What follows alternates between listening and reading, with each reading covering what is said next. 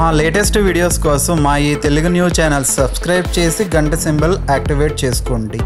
ఈరోజే కామద ఏకాదశి శుక్రవారం. ఈరోజు ఏం చేసినా చేయకపోయినా రాత్రి 12లోపు ఈ వీడియో చూస్తే చాలు, ఈ కథలు వింటే చాలు, అదృష్టం మీ తలుపు తడుతుంది, వద్దన్న ధనం వస్తుంది. మీకు ఉన్న కష్టాలన్నీ కూడా పోతాయి, సమస్యలన్నీ పోతాయి, రాజయోగం పడుతుంది, పట్టిందల్లా బంగారం అవుతుంది.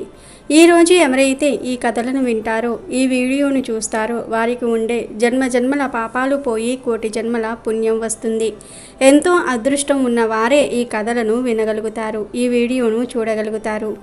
ఈరోజు పాప విమోచని ఏకాదశి వ్రత కథను వింటే చాలు, మీ జాతకం మారిపోతుంది, కష్టాలన్నీ పోయి సకల ఐశ్వర్యాలు సిద్ధిస్తాయి. రోజు కామద ఏకాదశి వ్రత కథను వింటే చాలు, జన్మ జన్మల పాపాలు పోయి కోటి జన్మల పుణ్యం వస్తుంది, సకల ఐశ్వర్యాలు సిద్ధిస్తాయి. కామద ఏకాదశి వ్రతాన్ని ఆచరించటం వలన స్త్రీల సౌభాగ్యం స్థిరంగా ఉంటుంది. వైవాహిక జీవితంలో ఏర్పడే సమస్యలు కూడా ఈ వ్రతాన్ని ఆచరించటం వలన తొలగిపోతాయని అంటారు. ఇందుకు నిదర్శనంగా పురాణ సంబంధమైన కథ కూడా పురాణాలలో వినిపిస్తుంది. ఈ కథను విన్నంతనే జన్మల పాపాలు పటాపంచలవుతాయి. ఒకసారి పాండవులలో పెద్దవాడైన ధర్మరాజు శ్రీకృష్ణునితో ఇలా అన్నాడు: శ్రీకృష్ణ పరమాత్మ, చైత్రమాసంలో శుద్ధ ఏకాదశి పేరు ఏమిటి? దాని మహత్యం తెలుపుము అన్నాడు. దానికి శ్రీకృష్ణుడు, ధర్మనందన, పూర్వం దిలీపుడు కూడా వశిష్ఠ మహామునిని ఇలానే అడిగాడు. అప్పుడు వశిష్ఠ మహర్షి దిలీపునికి పురాతనమైన కథను ఇలా చెప్పడం ప్రారంభించాడు. దిలీప, చైత్రమాసంలో శుద్ధ ఏకాదశి పేరు కామద ఏకాదశి. ఈ ఏకాదశి అధికమైన పుణ్యాన్ని కలిగిస్తుంది. దీన్ని పవిత్రతను తెలిపే అతి పురాతనమైన కథను చెప్తాను, శ్రద్ధగా విను అని ఇలా చెప్పడం ప్రారంభించాడు. దిలీప, ప్రాచీన కాలమందు బంగారము రత్నములతో అలంకరింపబడిన మనోహరమైన భోగిపురం అనే పట్టణం ఉండేది. ఆ పట్టణాన్ని పొండరీకుడు అనే రాజు పరిపాలిస్తూ ఉండేవాడు. అతను గంధర్వ కిన్నెర అప్సరసల చేత సేవింపబడుతూ ఉండేవాడు. ఆ పట్టణంలో లలిత అనే పేరు గల అప్సరస ఉండేది. అదేవిధంగా లలితుడు అనే గంధర్వుడు కూడా ఉండేవాడు. వారిరువురి మధ్య పరస్పరం అనురాగం ఏర్పడి వివాహం చేసుకున్నారు. దంపతులు అయ్యారు. వారిద్దరూ ఎంతో అనురాగంతో జీవించేవారు. ఒకరిని విడిచి ఒకరు ఉండేవారు కాదు. ఒకరోజు ఆ పట్టణ ప్రభువైన పొండరీకుడు నాగులతోనూ గంధర్వులతోనూ కొలువు తీరి ఉండగా ఆ సభలో లలితుడు పాట పాడుతున్నాడు. ఆ సమయంలో అతని భార్య అతని సమీపంలో లేదు. లలితుడు భార్య గురించి ఆలోచిస్తూ తాను పాడే పాట లయ తప్పి వినడానికి కష్టంగా మారింది. లలితుడు కర్ణ కఠోరంగా పాడుతున్న విషయం కర్కోటకుడు పసిగట్టి పొండరీక మహారాజుతో చెప్పాడు. దానికి రాజు కోపించి, బుద్ధిహీనుడా, ప్రభువు ఎదుట గానము చేయుచు భార్యను తలుచుకొని ఏకాగ్రత పోగొట్టుకొని పాడుతున్నావా? మాంసమును మానవులను తినే రాక్షసుడిగా అవ్వు, ఇదే నీకు తగిన శిక్ష అని శపించాడు. ఇక వెంటనే లలితుడు రాక్షసుడు అయ్యాడు. భయంకరమైన ముఖం ఏర్పడింది. వికృతమైన కన్నులు వచ్చాయి. అతని చేతులు 8 మైళ్ళ పొడవు ఉన్నాయి. నోరు కొండ గుహ వలె ఉంది. అతని కళ్ళు సూర్య చంద్రుల వలె ప్రకాశిస్తూ ఉన్నాయి. కంఠము పర్వతమంత ఎత్తు పెరిగింది. ముక్కు రంధ్రములు విశాలమైన కన్నముల వలె ఉన్నాయి. పెదవులు 4 మైళ్ళ పొడవు ఉన్నాయి. మొత్తంగా అతని శరీరం 4 మైళ్ళ ఎత్తు ఉంది. ఆ విధంగా భయంకరమైన రూపాన్ని లలితుడు పొంది కర్మ ఫలితాన్ని అనుభవిస్తున్నాడు. ఇక లలిత భర్త యొక్క వికారమైన రూపాన్ని చూసింది. శాప విమోచనం ఎలా అవుతుంది? నేను ఏం చేయాలి? ఎక్కడికి వెళ్ళాలి? అని బాధపడసాగింది. భర్తను విడిచి ఉండలేక లలిత కూడా అతనితో పాటుగా మహారణ్యంలోనికి వెళ్ళింది. ఆ రాక్షసుడు కామరూపుడు అయి ఉండటం వల్ల అనేక వికృత ఆకారాలు ధరిస్తున్నాడు. భయంకరమైన అడవులలో తిరుగుతూ మనుషులు కనిపిస్తే తింటున్నాడు. తను ఇలా చూసి బాధపడుతూ లలిత ఒకరోజు అద్భుతములతో కూడిన వింధ్యాపర్వత ప్రాంతానికి చేరుకుంది. అక్కడ లలిత ఋష్యశృంగ మహర్షి ఆశ్రమం చూసింది. వెంటనే ఆశ్రమంలోనికి వెళ్ళి వినయపూర్వకంగా మహర్షికి నమస్కారం చేసి నిలబడింది.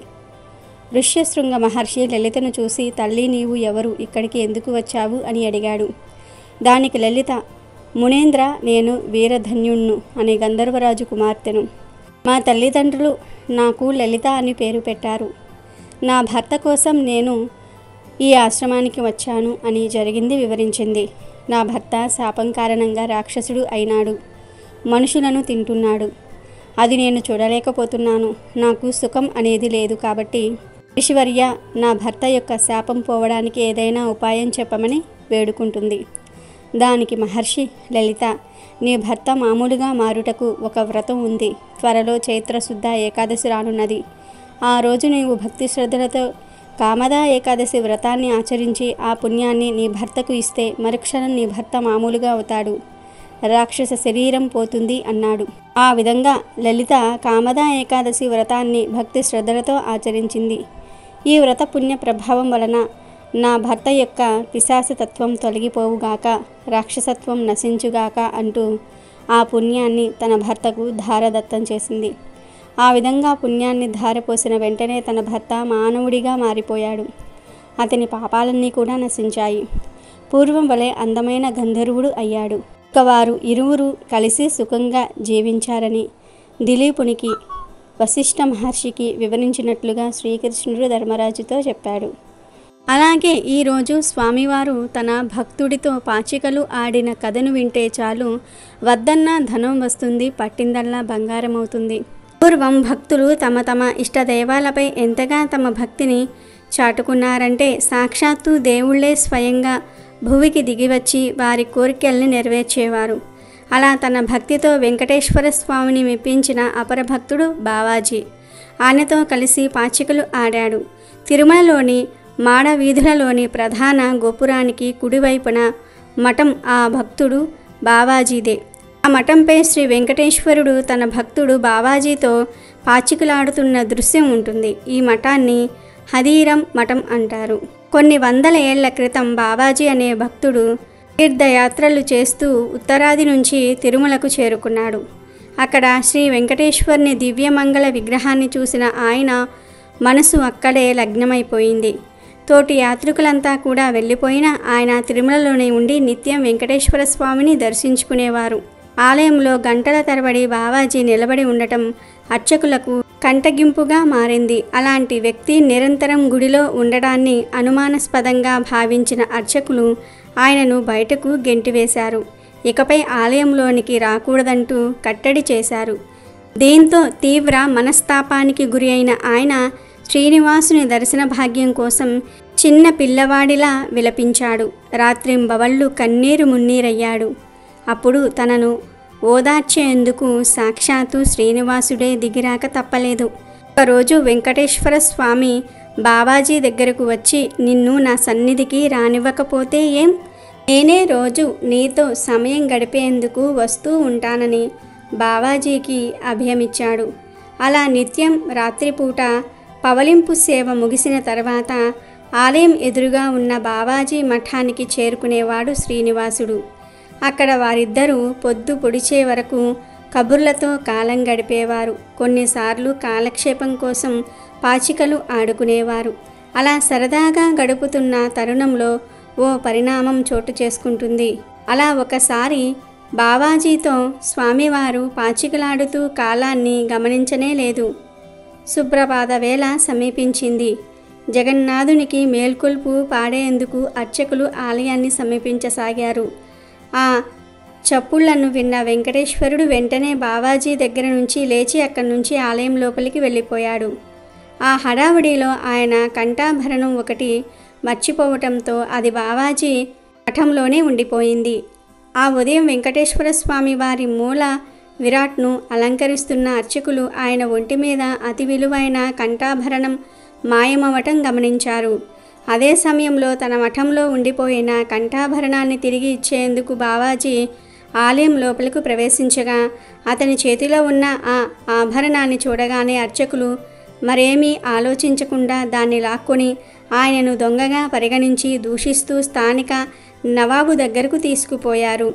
నవాబు గారు బావాజీని ఆ ఆభరణాన్ని ఎందుకు, ఎలా దొంగిలించావని ప్రశ్నించగా తానేమీ దాన్ని దొంగిలించలేదని బావాజీ పేర్కొన్నాడు. సాక్షాత్తు శ్రీనివాసుడే తనతో రాత్రంతా పాచికలు ఆడాడని అర్చకులు రావటంతో హడావుడిగా స్వామివారి ఆలయంలోనికి విచ్చేయటంతో తన కంఠాభరణాన్ని తన మఠంలోనే మర్చిపోయాడని వివరించాడు. కానీ ఎవ్వరూ అది నమ్మలేదు. బావాజీని కారాగారంలో పడేశారు.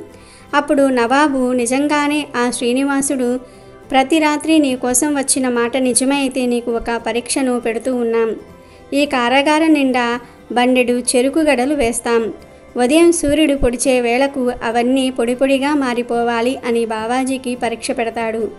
బయట సైనికులను కాపలా పెడతారు. అయితే ఆ రోజు అర్ధరాత్రి బావాజీని బంధించిన గది నుంచి ఏనుగు ఘీంకారాలు వినిపిస్తాయి.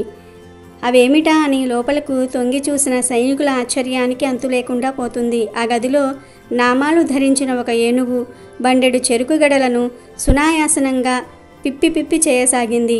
మూసిన తలుపులు మూసినట్లే ఉన్నాయి. ఎక్కడి కావలి వాళ్ళు అక్కడే ఉన్నారు. అయినా ఒక ఏనుగు లోపలికి చక్కగా ప్రవేశించగలిగింది. ఆ కార్యక్రమం జరుగుతున్నంత వరకు బావాజీ రామనామస్మరణం చేస్తూనే ఉన్నారు. అప్పటినుంచి ఆయనకు హదీరామ్ బావాజీ అన్న పేరు స్థిరపడిపోయింది. హదీరామ్ భక్తిని స్వయంగా చూసిన నవాబు ఆయనను ఆలయ అధికారిగా నియమించాడు. అలాగే ఈరోజు లక్ష్మీ నారాయణులిద్దరూ కలిసి పూలు ఎందుకు దొంగతనం చేశారో తెలిపే ఈ కథను వింటే చాలు రాజయోగం పడుతుంది. పూర్వకాలంలో అనంతాచార్యులు అనే భక్తుడు ఉండేవాడు. ఇతడు శ్రీమద్రామానుజాచార్యుల వారి ప్రియ శిష్యుడు.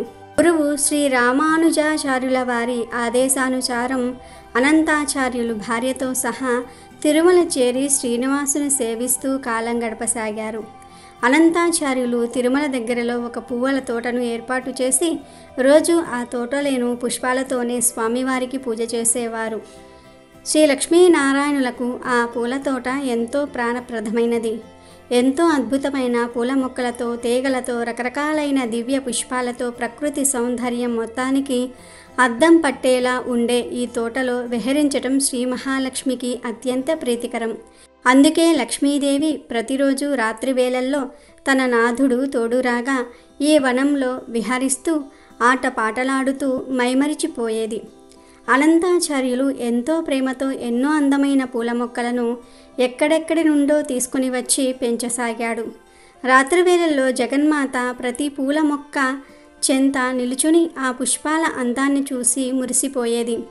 అనంతాచార్యులు ప్రతిరోజు ఆ పువ్వులను కోసుకొని వెళ్ళి అనంత నిలయంలో స్వామికి సమర్పించేవాడు. అర్చకులు ఈ పూలతో శ్రీమన్నారాయణుల వారిని, స్వామివారి హృదయలక్ష్మిని ఎంతో దివ్యంగా అలంకరించేవారు. ఈ పుష్పాలంకరణలో శ్రీ స్వామి అత్యంత రమణీయంగా భక్తులకు దర్శనం ఇచ్చేవాడు. జగన్మాత అనంతాచార్యుల పుష్ప కైంకర్యానికి ఎంతో సంతోషపడి అతడిని కనికరించాలని తలచింది. శ్రీమన్నారాయణుల వారితో, స్వామి అనంతాచార్యులు మనకెంతో ప్రియభక్తుడు, అతనిపై దివ్యానుగ్రహం కురిపించటం మన ధర్మం అని అన్నది. అప్పుడు శ్రీమన్నారాయణుడు జగన్మాతతో, ఓ ప్రియ సఖి, నీకు నీ బిడ్డలంటే అంతటి అనురాగం, ఆప్యాయత, అతనిని తప్పక కరుణించి అనుగ్రహిద్దాం అని అన్నాడు. రోజులాగే ఒకరోజు రాత్రి మహాలక్ష్మి శ్రీనివాసుడు ఉద్యానవనమంతా కూడా విహరించి ఒక చోట అద్భుతమైన గులాబీ పూల మొక్కలు కనపడగా వాటి సౌందర్యానికి ముగ్ధురాలై నిల్చున్నది. అప్పుడు శ్రీనివాసుడు 2 గులాబీ పూలను తెంపి తన ప్రియసఖి శ్రీ మహాలక్ష్మి సిగన అలంకరించాడు. జగన్మాత పులకరించిపోయింది. కొంచెం ముందుకు వెళ్ళిన తర్వాత ఆమెకు అద్భుతమైన మల్లెతీగ కనబడింది. అప్పుడు లక్ష్మీ గుప్పెడు మల్లెలు తెంపుకుని శ్రీమన్నారాయణుపై విసిరింది. శ్రీనివాసుడు కూడా కొన్ని పూలను తెంపి ఆమెపై వేశాడు. ఆ విధంగా వారిద్దరూ కూడా ఆ రాత్రి ఉద్యానవనమంతా కూడా విహరించి ఎంతో ఆనంద పరవశులయ్యారు. ఉదయం పూలు కోసుకోవడానికి వచ్చిన అనంతాచార్యుల వారికి తోటంతా నలిగిన పూలతో చిందరవందరగా ఉంది. అది చూసి అనంతాచార్యులు ఎవరో దొంగలు రాత్రి ప్రవేశించి తోటనంతా పాడు చేశారని అనుకున్నాడు. అక్కడక్కడ కొన్ని పూలను కోసుకొని అనంత నిలయంలో స్వామికి సమర్పించాడు. ఆ రోజు రాత్రి శ్రీమన్నారాయణుడు, శ్రీ మహాలక్ష్మి తిరిగి తోటకు వచ్చారు. ఆ రోజు తోటలో సంపెంగలు, సన్నజాజులు ఇంకా అనేక దివ్యమైన పూలు ఎంతో అద్భుతంగా కనబడ్డాయి. ఆ దంపతులిద్దరూ తోటంతా తిరుగుతూ, ఆడుతూ, పాడుతూ గడిపారు. శ్రీనివాసుడు కొన్ని అందమైన పుష్పాలను త్రుంచి ఆ జగన్మాత సిగన అలంకరించి మురిసిపోయాడు. తల్లి ఆనందానికి అవధులు లేవు. ఇంతలో తెల్లవారటంతో వారిరువురూ తిరిగి ఆనంద నిలయం చేరారు. ఉదయాన్నే తోటలో అడుగుపెట్టిన అనంతాచార్యుల వారి కోపానికి అవధులు లేవు. తోటంతా చిందరవందరగా త్రుంచివేసిన పూలతో ఉండటం చూసి ఈరోజు కూడా ఆ దొంగలు వచ్చి ఉన్నారని తలిచాడు. తనకత్యంత ప్రీతిపాత్రుడైన శ్రీ లక్ష్మీ నారాయణుల కైంకర్యానికై పెంచుతున్న ఈ పూల తోటను ఇట్లా పాడు చేసిన వారిని ఎలాగైనా సరే పట్టుకోవలసిందే అని తలిచాడు. ఆ రాత్రి తోటలో ఒక మూల పడుకుని ఉన్నాడు. రాత్రంతా గడిచింది, చప్పుడు లేదు. హమ్మయ్య, తాను కాపలా కాస్తున్నాడని గ్రహించి దొంగలు వచ్చినట్టు లేరు అని తలిచాడు. ఇంతలో తెల్లవారింది. తోటంతా నిన్నటి మాదిరిగానే తిరిగి చిందరవందరగా ఉన్నది. పూలన్నీ ఎక్కడ పడితే అక్కడ విసిరివెయ్యబడి ఉన్నాయి. ఈ దొంగలు ఏమాత్రం శబ్దం చేయకుండా వచ్చి ఉన్నట్టు ఉన్నారు అని తలిచాడు. ప్రతిరోజు వారిని పట్టుకునే వరకు కాపలా ఉండవలసిందేనని తలిచాడు. ఆ విధంగా 8 రోజులు గడిచాయి. కానీ ఆ చోరులు అతనికి దొరకలేదు. ఆ చోరులు దొరికేలా తనను అనుగ్రహించమని ఆనంద నిలయంలో శ్రీ స్వామినే శరణు వేడాడు. దయామయురాలైనటువంటి జగన్మాత శ్రీమన్నారాయణుడితో ఈనాడు ఆచార్యుల వారిని ఎలాగైనా సరే కరుణిద్దామని అన్నది. భక్త వత్సలుడైన శ్రీనివాసుడు అలాగే అన్నాడు. ఆనాటి రాత్రి అనంతాచార్యుల వారు కన్నులలో ఒత్తులు వేసుకుని మరి ఆ చోరుల కోసం ఎదురు చూస్తున్నారు. ఈరోజు ఎలాగైనా సరే వారిని పట్టుకోవలసిందేనని దృఢ సంకల్పంతో ఉన్నాడు. ఇంతలో ఆచార్యుల వారికి 2 స్త్రీ పురుష ఆకారాలు ఆ పూల మొక్కల మధ్య తిరుగుతూ కనిపించాయి. సందేహం లేదు, రోజు నా పూల మొక్కలను పాడు చేస్తున్నది వీరేనని తలిచాడు. వారిద్దరూ ఎంతో దివ్య తేజస్సుతో కనపడ్డారు. పురుషుడు అత్యద్భుత తేజస్సుతో ప్రకాశిస్తున్నాడు. స్త్రీ అత్యద్భుత సౌందర్యంతో దివ్య ఆభరణాలతో విరజిల్లుతున్నది. వారిని చూసిన అనంతాచార్యులు ఒక్క క్షణం మైమరిచిపోయాడు. ఇంతలో అతనికి కర్తవ్యం గుర్తుకు వచ్చింది. నెమ్మదిగా వెనుకగా వెళ్ళి వారిద్దరినీ కూడా గట్టిగా మద్దించాడు. ఇక ఎక్కడికి పోతారు అని అన్నాడు. ఆ దంపతులు పారిపోవడానికి శతవిధాలా ప్రయత్నించారు, కానీ సాధ్యపడలేదు. ఆ జగన్నాటక సూత్రధారి ఆ జగన్మాత తన భక్తునితో నాటకాలాడుతున్నారు. అతని బంధం ఎంతో గట్టిదని అతనికి తోచేలాగా ముచ్చట పడుతూ ఉన్నారు. మరి భగవంతుడికి భక్తునికి గల బంధం అంతటిదే గదా. ఆచార్యుల వారు దొంగలు దొరికారనే సంతోషంలో కొంచెం ఏమరపాటుగా ఉండగా ఆ పురుషుడు ఒక ఊదుటిన బంధనం తెంచుకుని పరిగెత్తి మాయమైనాడు. అది గ్రహించిన ఆచార్యుల వారికి తీవ్ర కోపం కలిగింది. ఈమె కూడా భర్త వెనకే పరిగెత్తుతుందేమోనని ఆమెను గట్టిగా పట్టుకున్నాడు. భార్యను వదిలి ఇలా వెళ్ళిపోతాడా? తిరిగి ఉదయం భార్య కోసం రాకుండా పోతాడా అని తలచాడు. ఆమెను గట్టిగా పట్టుకుని ముందుకు నడిపించి ఆ తోటలోని ఒక సంపెంగ మానుకు తీగలతో బంధించాడు. అప్పుడు ఆమె తనను విడిచిపెట్టమని అడిగింది. ఉదయం చూద్దాంలే అనుకుంటూ వెళ్ళి కునుకు తీశాడు అనంతాచార్యులు. ఇంతలో తెల్లవారింది. అనంత నిలయంలో తలుపులు తీసిన అర్చక స్వాములు నిశ్చేష్టులయ్యారు. వారి నోట మాట రాలేదు. శ్రీనివాసును వక్షస్థలంపై ఉండవలసిన జగన్మాత బంగారు ప్రతిమ కానరాక ఆందోళన చెందారు. ఏమిటి ఈ వైపరీత్యం? ఇంతటి విపరీత బుద్ధి ఎవరికి పుట్టింది అని తలచారు. అప్పుడు శ్రీమన్నారాయణుడు ఆకాశవాణి రూపంలో ఇలా పలికాడు. మీరేమీ చింతించవలదు. నా ప్రియ సఖి అనంతాచార్యుల వారి తోటలో బంధించబడి ఉన్నది. మీరందరూ వెళ్ళి ఆమెను సగౌరవంగా తోల్కొని రండి అని పలికారు. ఆ వెంటనే అర్చకులందరూ కూడా పరుగు పరుగున తోటకు వెళ్ళగా అక్కడ సంపెంగా మానుకు బంధింపబడి ఉన్న శ్రీ మహాలక్ష్మి బంగారు ప్రతిమ కనిపించింది. జరిగినది గ్రహించిన అనంతాచార్యులు తనకేమీ తెలియదని ఆ అర్చకులతో మొరపెట్టుకున్నాడు. అప్పుడు అర్చకులందరూ కూడా అనంతాచార్యులతో సహా అలివేలు మంగను పలు విధాల స్తుతిస్తూ ఒక పూల గంపలో పెట్టుకుని ఆలయానికి తీసుకువచ్చారు. అనంత నిలయంలో ప్రవేశించగానే శ్రీనివాసుడు ఆకాశవాణి రూపంలో ఇలా పలికాడు. మామ అనంతాచార్య, నీ కూతురుని నాకు పూలబుట్టలో తెచ్చి ఇచ్చిన నీవు నాకు కన్యాదాతవైన మామగారివి. నీ పుష్ప కైంకర్యానికి మేమిద్దరము ఎంతో ఆనందపడ్డాము. ఇదంతా మా వేడుకే అని అన్నాడు. అప్పుడు ఆ పూలగంపలోని అమ్మవారు క్షీరసముద్రరాజ తనయ తిరిగి యథాప్రకారంగా శ్రీవారి వక్షస్థలాన్ని అలంకరించింది. అనంతాచార్యుల వారి జన్మ ధన్యమైనది. జగన్మాత శ్రీ మహాలక్ష్మికి తన భక్తులంటే అంతటి అనురాగం, ఆప్యాయత.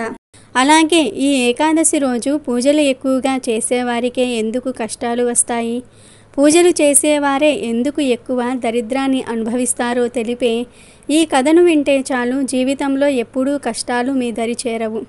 చాలామంది అనుకుంటూ ఉంటారు, ఎక్కువ పూజలు చేసేవారికే, నిత్యం భగవంతుణ్ణి ఆరాధించే వారికే కష్టాలు వస్తాయి. అసలు పూజలు చేయని వారికి, పాపాలు చేసేవారికి అంతా మంచే జరుగుతుంది అని అనుకుంటూ ఉంటారు. అయితే ఒకరోజు ఒక భక్తుడికి కూడా ఇదే సందేహం వచ్చి శ్రీ మహావిష్ణువుని ప్రశ్నించాడు. స్వామి, ఎందుకు మీరు ఎక్కువ పూజలు, నిత్యం మీ నామస్మరణతో ఉన్న వారికే దుఃఖాన్ని మిగులుస్తూ ఉన్నారు? కొందరు అస్సలు కనీసం మీకు దీపం పెట్టి ఒక అగరబత్తి కూడా వెలిగించకుండా, మీ నామాన్ని ఒక్కసారి కూడా తలుచుకోకుండా, ఎవ్వరికీ ఏ దానం చేయకుండా ఉన్నవారికి సుఖాలను ఇస్తూ ఉన్నారు అని భక్తుడు శ్రీ మహావిష్ణువును అడుగుతాడు. అప్పుడు శ్రీ మహావిష్ణువు, ఓ భక్త, నీలాగే నారదుడు కూడా నన్ను ఒకసారి ఇలానే ప్రశ్న వేశాడు. అప్పుడు నేను నారదునితో ఇలా అన్నాను, నారద, ఈ ప్రశ్నకు సమాధానం తెలుసుకునే ముందు మనమిద్దరము బ్రాహ్మణ వస్త్రాలను ధరించి అలా భూలోకంలో సంచరించి వద్దామా అని అంటాడు. నారదుడు సరే అంటాడు.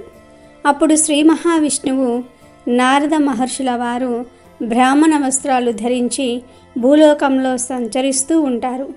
అలా వెళ్తూ ఉండగా వారికి ఒక పెద్ద భవంతి కనిపిస్తుంది.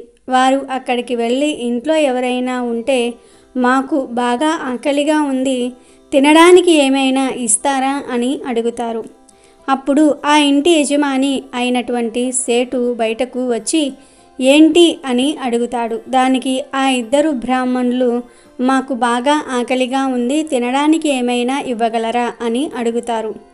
దానికి సేటు, మీ బాబు సొమ్మేమైనా ఇక్కడ దాచారా, ఇవ్వండి అని అడుగుతారు. వెళ్ళండి వెళ్ళండి అని అంటాడు. అప్పుడు ఆ బ్రాహ్మణులు, మేము యాచకులము, భిక్ష అడుగుతున్నాము, కొద్దిగా ఏదో ఒక భిక్ష పెట్టండి అని అంటారు. కానీ సేటు మాత్రం వెళ్ళు వెళ్ళు బయటకు అని వారిద్దరిని నెట్టివేస్తాడు. అప్పుడు నారదుడు శ్రీ మహావిష్ణువు చేతులను పట్టుకొని బయటకు తీసుకువచ్చి, స్వామి, ఈ సేటు అంతా అవమానం చేశాడు, అతన్ని మీరు ఏమీ అనలేదు, మీరు అతన్ని శపించండి అని కోరాడు. అప్పుడు శ్రీ మహావిష్ణువు తన 2 చేతులను పైకి ఎత్తి, నీకు 4 వైపుల నుంచి ధనం రావాలి, నీ వ్యాపారం ఇంకా ఇంకా వృద్ధి చెందాలి, మీ ఇంట్లో సంపద పెరగాలి అని వరాన్ని ఇస్తాడు. ఆ మాటలు విన్న నారద మహర్షి శ్రీ మహావిష్ణువు చేతులు పట్టుకుని ఇలా అన్నాడు, స్వామి, ఏంటిది? ఆ సేటు మిమ్మల్ని తిట్టి వెళ్ళిపోమన్నాడు. అన్ని మాటలు అని అంతగా అవమానించి పంపితే మీరేమో లక్ష్మి వృద్ధి చెందాలి అని అంటారేమిటి స్వామి అని ఆశ్చర్యంగా అడుగుతాడు. కానీ స్వామివారు మాత్రం, పద నారద, ఇక్కడి నుండి వెళ్ళిపోదాం అంటాడు. నారద మహర్షుల వారికి ఏమీ అర్థం కాదు. అలా వారు ముందుకు వెళ్తూ ఉండగా ఒక పూరి గుడిసె కనిపించింది. అక్కడ ఒక ముసలావిడ కూర్చుని ఉంది. ఆ ఇద్దరు బ్రాహ్మణులు అక్కడికి వెళ్ళి, మాతా భిక్షాందేహి అని అడుగుతారు. తల్లి, మాకు ఆకలిగా ఉందమ్మా, తినడానికి ఏమైనా పెట్టమ్మా అని అడుగుతారు. అప్పుడు ఆ తల్లి, స్వామి, మా ఇంట్లో తినడానికి అయితే ఏమీ లేవు, నాకు ఒక ఆవు ఉంది, సేవ చేసుకోవటం వలన అది రోజు నాకు పాలను ఇస్తుంది, ఆ పాలే ఉన్నాయి, మీరు లోపలికి రండి అని వారికి ఆసనం వేసి కూర్చోమని చెప్పి వారికి పాలను తీసుకొని వచ్చింది. అప్పుడు నారదుల వారు, స్వామి, ఈమె ఎంత మంచి తల్లి, మనల్ని ఆసనం వేసి కూర్చోబెట్టి తనకు ఉన్న దానిలో మన ఆకలి తీర్చాలి అని అనుకుని పాలు ఇచ్చింది. కానీ ఆ సేటు మాత్రం మనల్ని తిట్టి పంపాడు. అందుకే ఆ తల్లికి ఏదైనా వరం ఇవ్వండి అని అడగగానే శ్రీ మహావిష్ణువు తన 2 చేతులతో నీ ఆవు చనిపోవాలి అని దీవించారు. అది విన్న నారదుడు ఆశ్చర్యపడి, ప్రభు, ఏమిటిది? మీ ప్రవర్తన నాకు నచ్చటం లేదు. ఆ సేటు అవమానిస్తే అతనికి ఏమో ఇంకా ఇంకా ధనవృద్ధి కావాలి అని దీవించారు. ఈ తల్లి మన ఆకలి తీర్చితే తన ఆవు చనిపోవాలి అని దీవిస్తారా అని అంటారు. అప్పుడు స్వామి, నారదా, నువ్వు నా లీలను అర్థం చేసుకోలేవు అని అంటాడు. దానికి నారదుడు, స్వామి, మీ లీల ఏంటో నాకు అర్థం కావటం లేదు, మీరు నాకు అర్థమయ్యేలాగా చెప్పండి అని అంటాడు. అప్పుడు స్వామి వారు ఇలా చెప్తారు, నారద, ఆ ముసలావిడ రోజు నా నామస్మరణమే చేస్తూ ఉంటుంది. నిత్యం నన్ను తలుస్తూనే ఉంటుంది. తన ఇంట్లో ఉన్న ఆవు మీద ఆమె చాలా ప్రేమ పెంచుకుంది. తన మనసు దాని మీదే ఉంది. ఆవిడ ఆవుకు సేవ చేస్తుంది. తను చనిపోయే సమయంలో తన ఆవును ఎవరు చూస్తారో అని విచారిస్తుంది. నేను చనిపోయాక నా ఆవు ఏమవుతుందో అని ఆవు గురించి ఆలోచిస్తూనే ఆవిడ చనిపోతే ఆవిడ భగవంతుని వద్దకు రాలేదు. అందుకే నేను ఆవిడ చనిపోకముందే ఆవు చనిపోవాలి అని చెప్పాను అని అన్నారు. దానికి నారదుడు, సరే స్వామి, ఇది అర్థమైంది. మరి ఆ సేటుకు ఎందుకంత ధనం కావాలి అని వరం ఇచ్చారు అని అడుగగా, దానికి శ్రీ మహావిష్ణువు అతనికి ధనం పైన వ్యామోహం ఉంది, అందుకే అతనికి లక్ష్మీ వృద్ధి చెందాలి అని ఆశీర్వాదం ఇచ్చాను. ఆ ధనాన్ని మూటలు మూటలు కూడబెట్టి అతను మరణిస్తాడు. ఆ డబ్బు యొక్క ధ్యాసలోనే, ఆ డబ్బు మీద ప్రేమతోనే, ఆ డబ్బు మీద ప్రీతితోనే, డబ్బు యొక్క ఆలోచనతోనే అతను మరణిస్తాడు. అతడు చనిపోయాక ఒక పాములాగా జన్మించి అతని సంపద దగ్గరే ఉంటాడు. అతడు ఎప్పటికీ భగవంతుణ్ణి చేరలేదు. సుఖ లోకాలు అతనికి ప్రాప్తించవు అని నేను నారదుడికి చెప్పాను. కాబట్టి భక్త, ఇప్పుడు నీ ప్రశ్నకు సమాధానం దొరికింది కదా అని శ్రీ మహావిష్ణువు భక్తుడి వైపు చిరునవ్వుతో చూశాడు. కాబట్టి భగవంతునికి ఏది ఎవరికి ఎప్పుడు ఎలా ఇవ్వాలో తెలుసు. మనం ఇప్పుడు ఉన్న జీవితాన్ని గురించి ఆలోచిస్తూ ఉంటాము, కానీ మన భవిష్యత్తు అనేది భగవంతుడికి తెలుసు. అది భగవంతుని నిర్ణయం. కాబట్టి ఎన్ని కష్టాలు వచ్చినా భగవంతుణ్ణి నిందించకుండా, భగవంతుణ్ణి విడవకుండా సదా దైవనామ స్మరణతో మంచి పనులు చేస్తూ ముందుకు సాగాలి. అప్పుడు దైవం కూడా మన వెంట ఎల్లప్పుడూ ఉంటాడు. అలాగే ఈ ఏకాదశి రోజు ప్రతి దేవాలయమందు ఉండే ధ్వజస్తంభం ఎలా వచ్చిందో తెలిపే పవిత్ర కథను వింటే చాలు, పట్టిందల్లా బంగారమవుతుంది. మహాభారతంలో కురుక్షేత్ర సంగ్రామం ముగిసిన తర్వాత క్షత్రియ ధర్మం ప్రకారం అశ్వమేధ యాగాన్ని చేయాలని నిర్ణయించుకున్నారు పాండవులు. పాండవులు వదిలిన యాగాశ్వాన్ని ఆపే ధైర్యం ఎవ్వరూ చేయలేకపోయారు. ఒకరిద్దరు ధైర్యం చేసినా పాండవులతో యుద్ధం చేసి నిలవలేకపోయారు. అలా ఒక్కో రాజ్యము పాండవుల పాదాక్రందమవుతూ వచ్చింది. ఇంతలో యాగాశ్వం మణిపుర రాజ్యాన్ని చేరుకుంది. ఆ రాజ్యాన్ని పాలిస్తున్నవాడు శ్రీకృష్ణుని పరమభక్తుడైన మయూరధ్వజుడనే రాజు. పరాక్రమవంతుడైన ఆ మయూరధ్వజుని కుమారుడు తామ్రధ్వజుడు కూడా తండ్రికి తగినవాడే. అలాంటి తామ్రధ్వజుడు మణిపురానికి రక్షగా ఉన్న సమయంలో యాగాశ్వం ఆ రాజ్యంలోనికి ప్రవేశించింది. తామ్రధ్వజునికి పాండవుల మీద, వారి ధర్మ ప్రవర్తన మీద గౌరవం లేకపోలేదు. కానీ క్షత్రియ ధర్మాన్ని అనుసరించి పోరాడకుండా లొంగిపోకూడదని నిశ్చయించుకున్నాడు. అందుకే ఆ యాగాశ్వాన్ని బంధించి వేశాడు. నిరాఘాతంగా సాగిపోతున్న తమ అశ్వమేధ యాగానికి అడ్డంకి ఎదురొచ్చేసరికి పాండవులకు ఎక్కడలేని కోపం వచ్చింది. సకల సైన్య సమేతంగా వారంతా తమ అశ్వాన్ని విడిపించుకునేందుకు సిద్ధపడ్డారు. కానీ ఆశ్చర్యం, వారందరూ కలిసి పోరు సలిపినా కూడా తామ్రధ్వజుని ఓడించలేకపోయారు. వారి మీద పైచెయ్యి సాధించిన తామ్రధ్వజుడు ఠీవీగా ఆ అశ్వాన్ని తనతో పాటు తీసుకుపోయాడు. జరిగిన సంఘటనతో ధర్మరాజు ఒక్కసారిగా ఆశ్చర్యపోయాడు. ఆ రాత్రి కృష్ణుడు దగ్గరకు చేరుకుని ఉపాయం సూచించమంటూ అర్థించాడు. దానికి కృష్ణుడు, తన భక్తుడైన మయూరధ్వజుడు రాజ్యాన్ని కోల్పోవటం అయ్యే పని కాదని, కాబట్టి అతని అడ్డు తొలగించుకునేందుకు ఓ ఉపాయాన్ని సూచించాడు. కృష్ణుడు సూచించి ఉపాయం మేరకు మరుసటి ఉదయం వారిరువురూ కూడా బ్రాహ్మణ వేషాలను ధరించి మయూరధ్వజుని అంతఃపురానికి చేరుకున్నారు.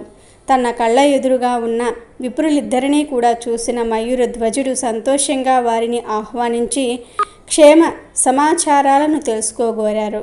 రాజువారిని కదపడమే ఆలస్యం. రాజా, మేము మీ అతిథి సత్కారాల కోసం రాలేదు. మేం ఒక అడవి గుండా మీ రాజ్యం వైపు వస్తూ ఉండగా ఒక సింహం ఇతని కుమారుణ్ణి పట్టుకుంది. పైగా అతడిని విడిచిపెట్టాలంటే ఒక షరతునిపై సైతం విధించింది అన్నాడు. విప్రవేశంలో ఉన్న కృష్ణుడు, ఆ షరతేమిటో చెప్పండి, తప్పకుండా తీరుద్దాము అన్నాడు మయూరధ్వజుడు. మయూరధ్వజుని శరీరంలో సగభాగాన్ని అందిస్తే ఆ పిల్లవాడిని విడిచిపెడతానన్నదే ఆ షరతు అన్నాడు కృష్ణుడు. మయూరధ్వజుని వంక సాలోచనగా చూస్తూ కృష్ణుని మాటలకు మయూరధ్వజుడు తొనకలేదు. సరికదా, అయ్యో అదెంత భాగ్యం! మరో జీవితాన్ని కాపాడేందుకు నా శరీరం ఉపయోగపడుతుందంటే అంతకంటే ఏం కావాలి? తక్షణమే ఆ షరతును తీరుద్దాం, ఉండండి అంటూ తన శరీరంలో సగభాగాన్ని కోసి ఇచ్చేందుకు ఏర్పాట్లు చేశాడు. సేవకులు మయూరధ్వజుని ఆదేశాల ప్రకారం అతని శరీరంలోని సగభాగాన్ని ఛేదిస్తూ ఉన్నారు. ఇంతలో ధర్మరాజు ఒక విషయాన్ని గమనించాడు. మయూరధ్వజుని ఎడమ కంట కన్నీరు కారుతూ ఉండడాన్ని చూశాడు. వెంటనే, రాజా, ఈ దానం ఇవ్వటం మీకు ఇష్టం లేనట్లుగా ఉంది. ఇలా బాధపడుతూ ఇచ్చిన దానం చెల్లదు కదా అన్నాడు. దానికి మయూరధ్వజుడు, విప్రోత్తమ, దానం చేయటం ఇష్టం లేక వచ్చిన కన్నీరు కాదు ఇది. నా కుడి భాగం ఎవరో ఒకరికి ఉపయోగపడిందే, కానీ ఎడమ భాగం ఏ ఉపయోగము లేకుండానే నాశనమైపోతుంది కదా అన్నదే నా ఆవేదన అన్నాడు మయూరధ్వజుడు. మయూరధ్వజుని జవాబుకు ధర్మరాజులు నివ్వెరపోయాడు. అతని ధర్మ నిరతిని పరీక్షించేందుకే శ్రీకృష్ణుడు ఈ నాటకం ఆడానని గ్రహించారు. కృష్ణుడు సైతం మయూరధ్వజునికి తన నిజరూప దర్శనాన్ని అందించి అతడిని స్వస్థతపరిచాడు. మయూరధ్వజ, నీ వ్యక్తిత్వం నిరుపమానం. నీకు ఏం కావాలో కోరుకో అంటూ చిరునవ్వులు చిందించాడు పరంధాముడు. కృష్ణ, ఈ శరీరం నశించిపోయినా కూడా నా ఆత్మ చిరకాలం నీ సాన్నిధ్యంలో ఉండేలాగా అనుగ్రహించండి అని కోరుకున్నాడు మయూరధ్వజుడు. ఇక నుంచి దైవం ఉండే ప్రతి దేవాలయం ముందు నీ ప్రతిరూపం ఉంటుంది. భక్తులు ముందుగా దానికి మొక్కిన తర్వాతనే నన్ను దర్శించుకుంటారు. నీ ముందు దీపాన్ని ఉంచి తమ జీవితాన్ని సార్థకం చేసుకుంటారు అంటూ సెలవిచ్చాడు కృష్ణ పరమాత్ముడు. ఇప్పటికీ ప్రతి దేవాలయం ముందర ఉండే ధ్వజస్తంభమే ఆ మయూరధ్వజునికి ప్రతిరూపం. దేవతలకు సైతం దారి చూపుతూ, ఉత్సవాలకు ఆరంభాన్ని అందిస్తూ, దైవానికి నిలువెత్తు కీర్తి పతాకంగా నిలిచే ఆ ధ్వజస్తంభం మయూరధ్వజుని వ్యక్తిత్వానికి ప్రతిరూపం. అలాగే ఈరోజు వెంకటేశ్వర స్వామి వారికి గడ్డం దగ్గర పచ్చకర్పూరం ఎందుకు రాస్తారో తెలిపే ఈ పవిత్ర కథను వింటే చాలు, కష్టాలు పోతాయి. స్వామివారి అనుగ్రహంతో సకల ఐశ్వర్యాలు వస్తాయి. శ్రీవారి భక్తులలో అగ్రగణ్యుడు అనంత్ అల్వార్. ఆ శ్రీవారికి సేవ చేస్తూ తరించిన భక్తుడు శ్రీ అనంత్ అల్వార్. ఇతడు శ్రీవారి కొండ వెనుక భాగంలో నివసిస్తూ ఉండేవాడు. ఈయన ప్రతిరోజు స్వామివారికి భక్తి శ్రద్ధలతో పూలమాలలు సమర్పించేవాడు. ఆయన ఒకరోజు పూల తోటను పెంచాలని నిర్ణయించుకున్నాడు. పూల తోటను పెంచాలని నిర్ణయానికి వచ్చిన తరువాత పూల తోట పెంపకానికి సరిపడా నీరు కోసం ఒక చెరువును త్రవ్వాలని నిర్ణయించుకొని త్రవ్వటం మొదలు పెడతాడు. ఇతరుల సాయం తీసుకోకుండా భార్యాభర్తలు ఇద్దరూ కలిసి చెరువును తవ్వాలని నిర్ణయించుకొని ఆరంభిస్తారు. చెరువు తవ్వే సమయంలో అనంతాల్వార్ని భార్య నిండు చూలాలు. అతను గడ్డపారతో మట్టిని తవ్వి ఇస్తే ఆమె గంపలోనికి ఎత్తి దూరంగా పడేసేది. అంతలో ఈ తతంగమంతా చూసిన శ్రీ వెంకటేశ్వర స్వామి వారు ఆ భార్యాభర్తలకు సహాయపడాలని అనుకుని 12 సంవత్సరాల బాలుని రూపంలో అక్కడికి వస్తాడు. గర్భిణిగా ఉన్న ఆమెకు సాయం చేస్తానని చెప్పి ఆ మట్టిని నేను పారబోస్తా అంటాడు. దానికి అనంతాల్వార్ ఒప్పుకోడు. కానీ అతని భార్య అంగీకరించటంతో బాలుడు ఆమెకు సాయం చేస్తాడు. ఆమె భర్తకు తెలియకుండా మట్టి తట్టను తీసుకుని వెళ్ళి ఇస్తే బాలుడు దూరంగా పోసి వచ్చేవాడు. ఆమె మట్టి తట్టను తీసుకుని వెళ్ళి తొందరగా రావటం గ్రహించిన అనంతాల్వారులు భార్యను ప్రశ్నించగా ఆమె బాలుడు సహాయం చేస్తూ ఉన్నాడని చెప్తుంది. దాంతో అతడు ఆగ్రహానికి గురి అవుతాడు. అనంతాల్వారులు కోపంతో చేతిలో ఉన్న గుణపాన్ని బాలుడి మీదకి విసురుతాడు. అది ఆ బాలుడు గడ్డానికి తగులుతుంది. దాంతో బాలుడు రూపంలో వచ్చిన శ్రీ వెంకటేశ్వర స్వామి వారు అనంత నిలయంలోనికి వెళ్ళి కనబడకుండా మాయమైపోతాడు. ఆలయంలో అర్చకులు స్వామివారి విగ్రహానికి గడ్డం వద్ద రక్తం రావటం చూసి ఆశ్చర్యపోయి ఆ విషయాన్ని అనంతాళ్వారుకు చెప్తారు. దాంతో కంగారుగా అతడు అక్కడికి చేరుకుంటాడు. గర్భగుడిలో ఉన్న శ్రీవారి గడ్డం నుండి రక్తం రావటం చూసి ఆశ్చర్యపోతాడు. తమకు సాయం చేయడానికి వచ్చిన బాలుడు సాక్షాత్తు శ్రీ వెంకటేశ్వర స్వామివారే అని గ్రహించి కన్నీళ్లతో స్వామివారిని మన్నించమని కోరుతూ పాదాలపై పడతాడు. గాయం వలన కలిగే బాధ నుండి ఉపశమనం పొందడానికి గడ్డం దగ్గర పచ్చకర్పూరం అద్దుతాడు. అప్పటి నుండి రోజు చల్లదనం కోసం గాయంపై చందనం రాసి ఆ తర్వాత పచ్చకర్పూరం పెట్టేవాడు. అప్పటి నుండి శ్రీవారి గడ్డంపై రోజు పచ్చకర్పూరం రాయటం ఆచారంగా మారిపోయింది. శ్రీవారిని గాయపరిచిన గుణపాన్ని ఇప్పటికీ మనం మహాద్వారం దాటిన తర్వాత కుడివైపు గోడకు వేలాడుతూ ఉండటం చూడవచ్చు. ఇదే స్వామివారి గడ్డం కింది పచ్చకర్పూరం గాథ. ఈసారి స్వామివారిని దర్శించుకున్నప్పుడు ఒక్కసారి ఈ గాథను గుర్తు చేసుకోండి. స్వామివారికి తన భక్తుల గాథను తలుచుకుంటే మరింత సంతోషించి మీకు సులభంగా ప్రసన్నమవుతాడు. అలాగే ఈ ఏకాదశి రోజు దేవుడు ఎప్పుడు ఎలా వచ్చి మనకు దర్శనం ఇస్తాడో తెలిపే కథను వింటే చాలు, పేదరికం మీ దరి చేరదు. పూర్వం ఒక అవ్వ ఉండేది. ఆ అవ్వ ఎప్పుడు కూర్చున్నా సరే, వంగున్నా సరే, పైకి లేచినా సరే నారాయణ నారాయణ అంటూ ఉండేది. ఆమె మనవడి పేరు విష్ణువు. ఒకసారి విష్ణు అవ్వతో, ఎందుకవ్వా నువ్వు ఎప్పుడు నారాయణ నారాయణ అంటూ ఉంటావు? ఆ నారాయణ్ణి ఓసారి నాకు కూడా చూపించు అని అడిగాడు. అప్పుడు అవ్వ, నారాయణుడు ఉన్నాడు, కానీ ఆయన మనకు కనిపించడురా నాయన అని చెప్పింది. అదేంటవ్వా, దేవుడున్నాడు అంటావు కానీ కనిపించడు అంటావు నువ్వే. ఉన్నవాడు కనిపించాలిగా మరి. ఏమో, నేను మాత్రం దేవుణ్ణి చూడాల్సిందే. రేపు నన్ను తొందరగా నిద్రలేపు. ఇక్కడ కనపడని దేవుడు మరెక్కడైనా కనిపిస్తాడేమో చూసి వస్తాను నేను అని చెప్పి పడుకున్నాడు విష్ణు.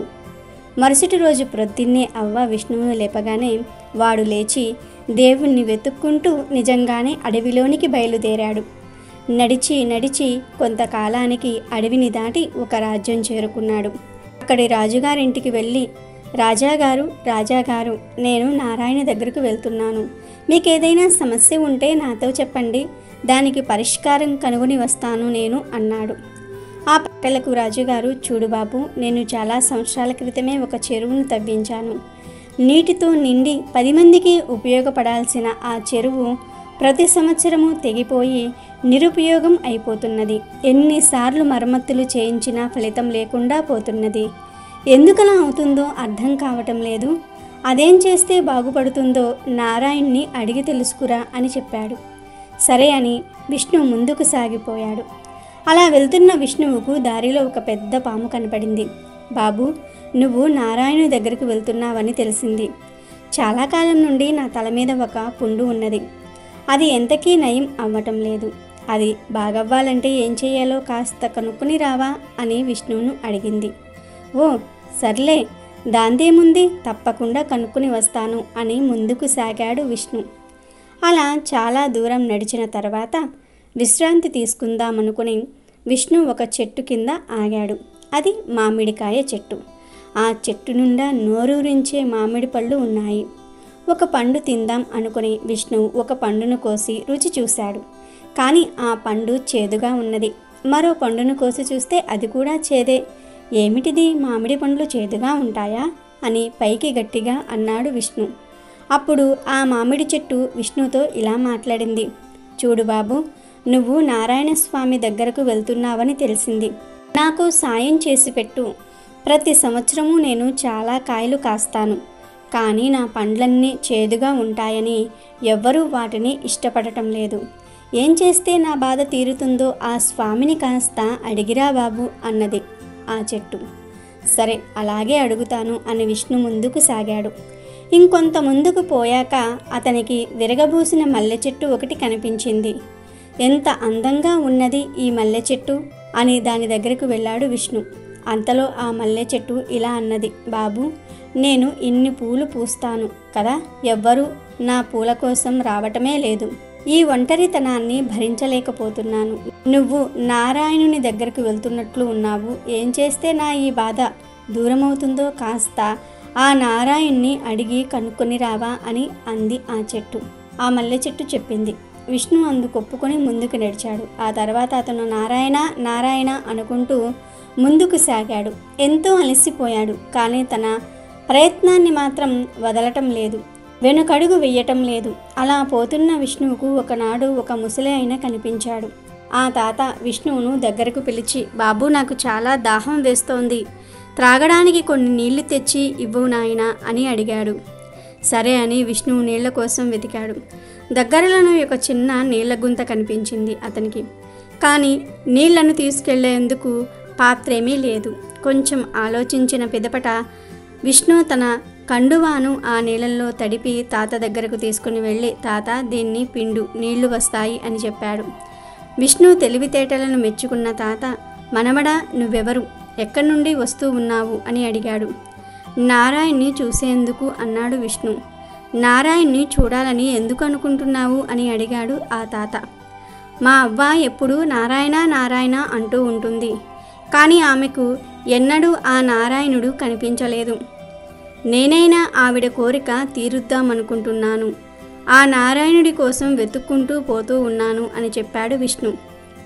ఆ పైన తను దారిలో కనిపించిన వాళ్ళందరి సమస్యల గురించి కూడా చెప్పాడు. అప్పుడు ఆ తాత, నారాయణుడి గురించి అయితే నేనేమీ చెప్పలేను, కానీ మిగిలిన వాళ్ళ సమస్యల్ని మాత్రం తీర్చగలను. గత జన్మలో ఆ మల్లె చెట్టు ఒక అమ్మాయిగా పుట్టింది. అప్పుడు ఆ పిల్ల చాలా పూల తీగలను కాళ్లతో అదే పనిగా తొక్కుతూ ఉండేది. అందుకే ఈ జన్మలో ఆమెకు ఇలా జరుగుతున్నది అని చెప్పాడు. మరి దానికి ఏమీ పరిష్కారం లేదా తాత అని అడిగాడు విష్ణు. లేకేమీ ఉంది. ఆ చెట్టు పూలను ఎవరైనా ఒక రాణి తన తలలో ముడుచుకుంటే ఆ తర్వాత ఆ చెట్టు పూలను అందరూ వాడతారు అన్నాడు తాత. ఆ తర్వాత మామిడి చెట్టు గురించి అడిగాడు విష్ణు. ఆ మామిడి చెట్టు కింద బిందెడు బంగారం ఉంది. దానిని దోవలో పోయే దాసప్పకు ఇస్తే ఆ మామిడికాయలు తీయగా పండుతాయి అన్నాడు తాత. సరే అని ఇక పాము గురించి అడిగాడు విష్ణు. ఆ పాము పుట్టలో ఒక వజ్రాల హారం ఉంది. దానిని దోవలో పోయే దాసప్పకు ఇస్తే ఆ పాముకు పుండు మేలవుతుంది అని చెప్పాడు తాత. ఇక రాజుగారి గురించి అడిగాడు విష్ణు. రాజు దోవలో పోయే దాసప్పను తెచ్చి ఇంట్లో పెట్టుకుని చదివించి రాజును చేస్తే అతనికి మేలు జరుగుతుంది, సమస్యలన్నీ తీరిపోతాయి అని చెప్పాడు తాత. తన మాట ఎలా ఉన్నా మిగిలిన వారందరి సమస్యలకు పరిష్కారం దొరికిందన్న సంతోషంతో వెనక్కి తిరిగాడు విష్ణువు. తొలుత ఎదురైన మల్లె చెట్టుతో దాని సమస్యకు పరిష్కారం చెప్పాడు. అప్పుడు ఆ మల్లె చెట్టు, వేరే ఎవరో ఎందుకు గాని నువ్వే నా పూలను కోసుకుని వెళ్ళి రాణిగారికి ఇవ్వరాదు అన్నది.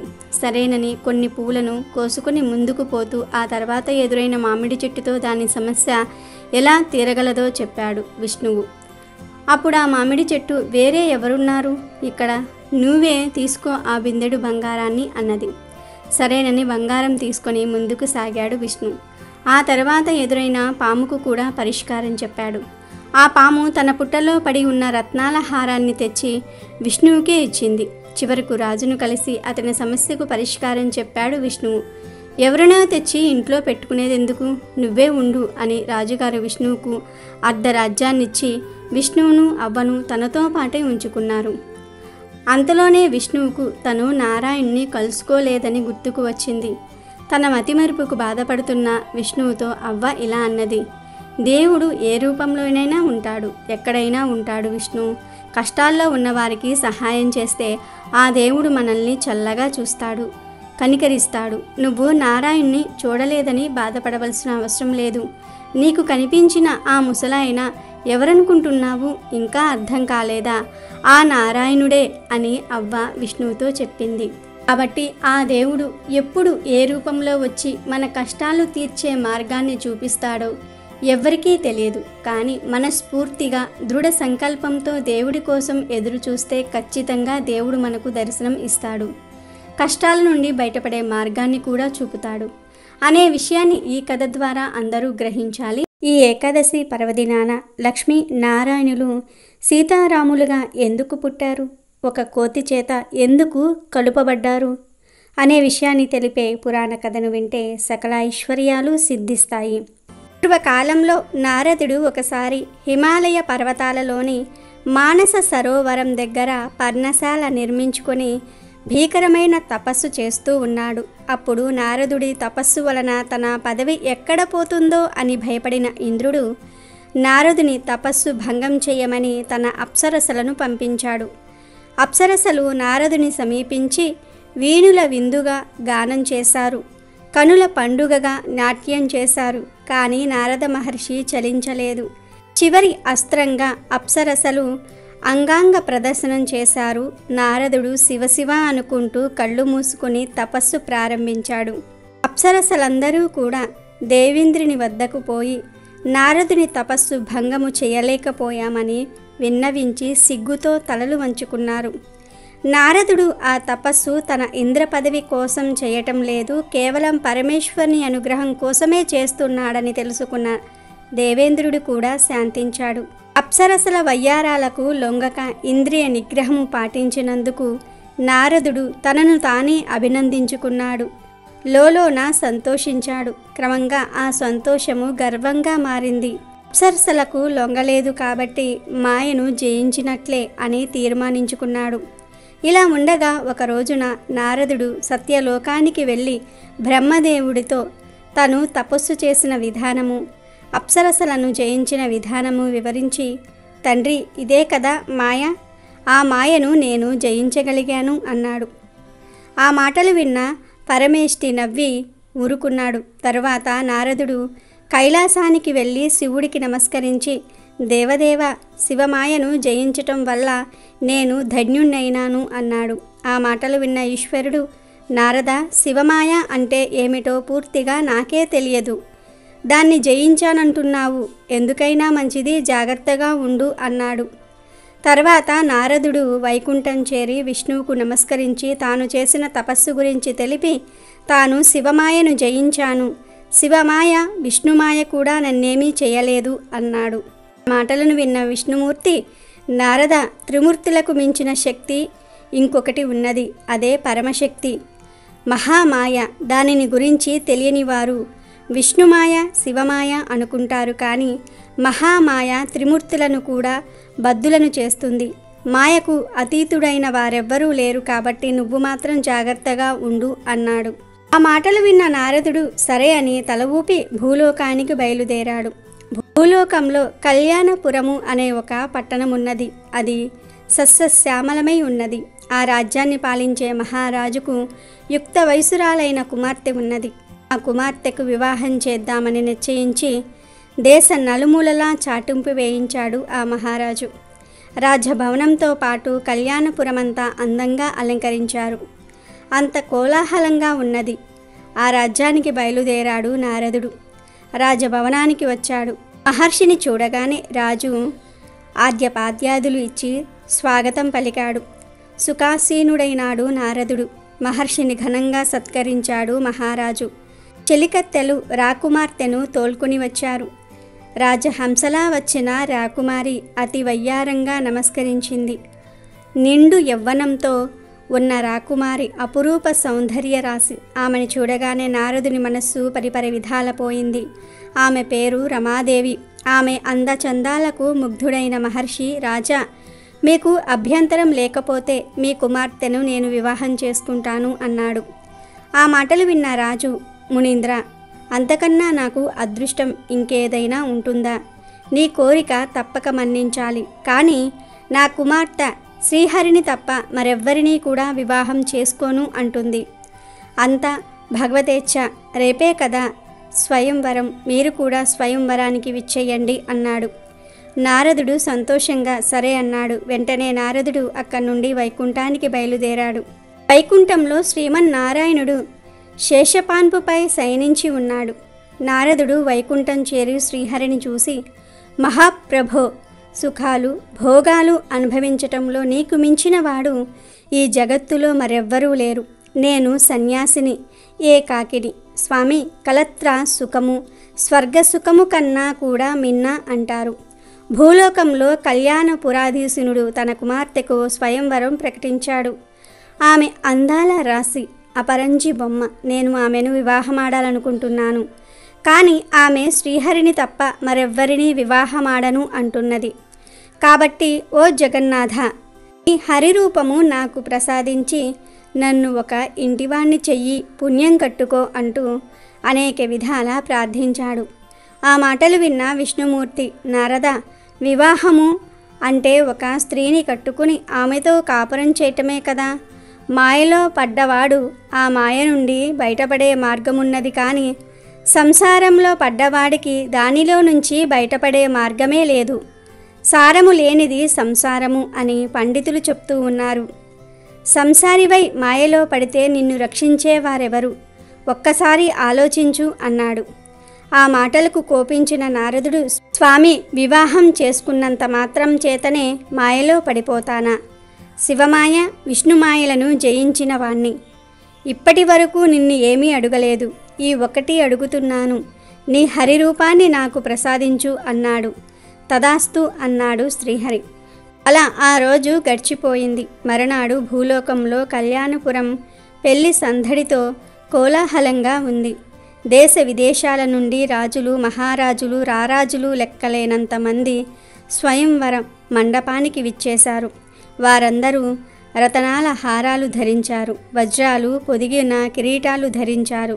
వారు ధరించిన వజ్ర వైడూర్యాల కాంతులతో స్వయంవర మండపము కొత్త కాంతులను పుంజుకుంది. స్వయంవర మండపంలోనికి ప్రవేశించాడు నారదుడు. రాకుమారి కోరినట్లుగానే తను హరి రూపము ధరించి వచ్చాడు. అందాల రాశి తప్పక తననే వరిస్తుంది అని ఆలోచిస్తూ ఒకచోట ఆసీనుడైనాడు.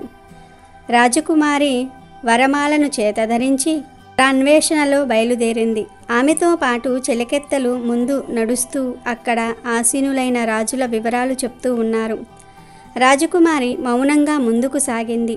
రాజకుమారి దగ్గరకు రాగానే కూర్చున్న రాజులు మెడలు ముందుకు సాచుతున్నారు. కానీ మాల వెయ్యక మందంగా నడిచిపోతుంది రాకుమారి. అలా నడిచి నడిచి నారదుని వద్దకు వచ్చింది. చెలికత్తెలు రాకుమారితో ఏదో చెప్పారు. నారదుడు మెడను ముందుకు వంచాడు. చిరునవ్వు నవ్వింది రాకుమారి. గొల్లుమన్నారు చెలికెత్తెలు. ఆ కోలాహలానికి నారదుని వైపు చూసిన రాజులు కూడా పగలబడి నవ్వారు. ఏం జరుగుతుందో, అందరూ ఎందుకు నవ్వుతున్నారో నారదునికి అర్థం కాలేదు.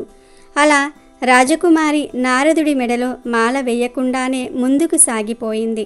దూరంగా చివరన కూర్చున్నాడు శ్రీహరి. వరమాల ఆయన కంఠసీమన అలంకరించింది. ఆమెను తీసుకుని గరుడ వాహనం మీద వైకుంఠానికి వెళ్ళిపోయాడు విష్ణుమూర్తి. ఆ విషయం ఎవ్వరూ పట్టించుకోకుండా స్వయంవరానికి వచ్చిన రాకుమారులు, రాజులు అందరూ తననే వింతగా చూస్తూ పరిహాసంగా నవ్వుతూ ఉండటంతో ఏం జరిగిందో అర్థం కాలేదు నారదుడికి. ఇక ఉండబట్టలేక అసలేం జరుగుతుందో తెలుసుకోవాలనే కుతూహలంతో వారిని అడిగాడు నారదుడు. అప్పుడు ఆ రాజులు, ఏమయ్యా, నువ్వెవరో పిచ్చివాడిలా ఉన్నావే? వంటి మీద ఉన్న వజ్రాలు ఆభరణాలు చూస్తే శ్రీనాథునిలా ఉన్నావు, కానీ నీ ముఖం ఒక్కసారి చూసుకో, కోతిలాగా ఉన్నది. నిన్ను రాకుమారి ఏ రకంగా వరిస్తుందనుకున్నావు అంటూ నారదుని ఎగతాళి చేశారు. నారదునికి విషయం అర్థమైంది. శ్రీహరి తన రూపాన్నిమ్మంటే కోతి రూపాన్నిచ్చి తనను మోసం చేశాడు. సభలో తనకు తీరని పరాభవాన్ని కల్పించాడు. తల వంపులయ్యింది నారదుడికి. దీనికి కారణమైన విష్ణువును అస్సలు క్షమించరాదు అనుకుంటూ కోపంతో ఊగిపోతూ హుటాహుటీన వైకుంఠం చేరుకున్నాడు. అక్కడ శ్రీ మహావిష్ణువును చూసి, నారాయణ, నువ్వెంత మోసగాడవు! దేశ దేశాల నుంచి వచ్చిన రాజుల మధ్య నన్ను ఘోరంగా అవమానించావు. దీనికి ప్రతిఫలం నువ్వు అనుభవింపకుండా ఉండలేవు. భార్య కోసం నేను ఏ విధంగా తల్లడిల్లిపోయానో అలాగే నీవు కూడా నీ భార్య కోసం నానా కష్టాలు పడతావు. నాకు కోతి ముఖం ప్రసాదించావు గనుక ఆ కోతి మూకలే నీకు కష్టకాలంలో సాయంగా నిలుస్తాయి. ఇదే నా శాపం అన్నాడు. ఆ మాటలు విన్న శ్రీ మహావిష్ణువు, నారద, శాంతించు, శివమాయ నిన్ను ఆవహించింది. హరి రూపము కావాలని కదా నువ్వు అడిగింది? హరి అంటే కోతి అని అర్థం నీకు తెలియదా? జ్ఞాన వైరాగ్యాలు కోల్పోయి ఈ రకంగా కోరటం నీకు తగినదా చెప్పు. ఒక్కసారి నువ్వు ఆలోచించు. నిన్ను నేను మోసగించానా? నువ్వు మాత్రం నన్ను అకారణంగా శపించావు. సరే, నీ శాపం నిష్ఫలం కాదులే. అయితే త్రేతాయుగంలో శ్రీరామచంద్రుడిగా దశరథుని ఇంట పుట్టి నీ శాపమును అనుభవిస్తాను. నువ్వు నన్ను శపించినా నేను మాత్రం నీకు వరమిస్తున్నాను. కలహప్రియుడవైనప్పటికీ కూడా ముల్లోకాలలో అందరూ కూడా నిన్ను గౌరవిస్తారు అన్నాడు శ్రీహరి. మాయను జయించానని విర్రవీగిన నారదుడికి గర్వభంగం అవ్వటంతో శ్రీహరి మాటలకు అతని హృదయం ద్రవించింది. కళ్ళు చెదిరాయి. వెంటనే శ్రీమన్నారాయణి పాదాలపై పడి, హే నారాయణ, నన్ను క్షమించు, నా తప్పులను మన్నించు, సదా నీ అనుగ్రహానికి పాత్రుడయ్యేలాగా నన్ను కటాక్షించు స్వామి అంటూ వేడుకున్నాడు. తర్వాత విష్ణుమూర్తి ఆశీస్సులు అందుకొని తీర్థయాత్ర చేయడానికి బయలుదేరాడు నారదుడు. కాబట్టి ఎప్పుడూ కూడా గర్వపడకూడదు. గర్వం పతనానికి కారణం. గర్వం వలన ఎన్ని ఘోరాలు జరుగుతాయో ఈ కథ ద్వారా అందరూ తెలుసుకోవాలి. కాబట్టి ఈరోజు రాత్రి 12 లోపు ఈ వీడియో చూస్తే చాలు, ఈ కథలు వింటే చాలు. మీకు ఉన్న కష్టాలన్నీ కూడా పోతాయి, సమస్యలన్నీ పోతాయి, రాజయోగం పడుతుంది, పట్టిందల్లా బంగారం అవుతుంది. ఈరోజు ఎవరైతే ఈ కథలను వింటారో, ఈ వీడియోను చూస్తారో వారికి ఉండే జన్మజన్మల పాపాలు పోయి కోటి జన్మల పుణ్యం వస్తుంది. ఎంతో అదృష్టం ఉన్న వారే ఈ కథలను వినగలుగుతారు, ఈ వీడియోను చూడగలుగుతారు. ఈరోజు పాప విమోచని ఏకాదశి వ్రత కథను వింటే చాలు, మీ జాతకం మారిపోతుంది, కష్టాలన్నీ పోయి సకల ఐశ్వర్యాలు సిద్ధిస్తాయి. అమెజాన్లో బెస్ట్ డిస్కౌంట్స్ కోసం వీడియో డిస్క్రిప్షన్లో లింకు ఉంది, చూడండి. అలాగే మా టెలిగ్రామ్ ఛానల్ సబ్స్క్రైబ్ చేసుకోండి.